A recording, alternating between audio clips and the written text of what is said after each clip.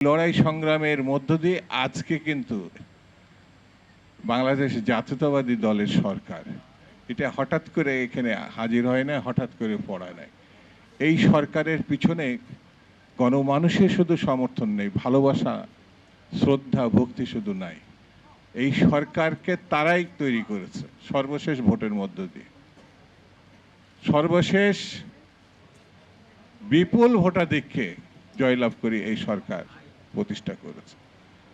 আমি শুরুতেই বলেছি আমি বেশি কথা বলবো না, শুধু এতটুকু বলি, তারা ভাই যে স্বপ্ন দেখেছেন, যে লড়াই করেছেন, ত্যাগ স্বীকার করেছেন, সেই সরকার কিন্তু এখন আমরা পেয়েছি।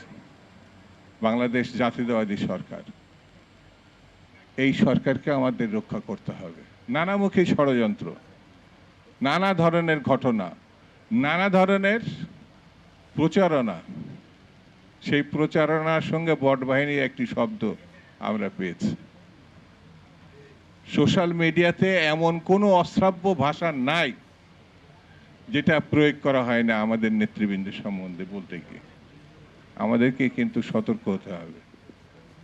আমাদের শত্রু চতুর্দিকে, সেই শত্রুর মধ্য দিয়ে জনগণ আমাদের সঙ্গে আছে, জনগণ এই সরকারের সঙ্গে আছে, জনগণ এই সরকার প্রধান জনাব তারেক রহমানের সঙ্গে আছে। এই যে আমার পাশে যিনি বসে আছেন মির্জা আলমগীর, সুদীর্ঘ কালের একটা লড়াইয়ের মধ্য দিয়ে তিনি কিন্তু এই দলকে এই জায়গায় এনে দাঁড় করাইছেন। তাহলে আমাদের এই সরকারকে এটা 4 মাসে বোধহয় আমাদের সরকার করেছে। অনেক কাজ করতে হবে এই সরকারকে। আমরা যদি পাশে না দাঁড়াই, হাতকে শক্তিশালী না করি, আর ষড়যন্ত্র সম্বন্ধে জনগণকে সতর্কতার মধ্যে না নিতে পারি, তাহলে পরে বিপদও ঘটে যেতে পারে।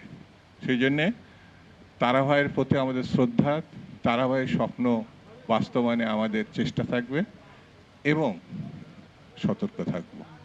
সবাইকে শুভেচ্ছা, অভিনন্দন, ধন্যবাদ। খুদা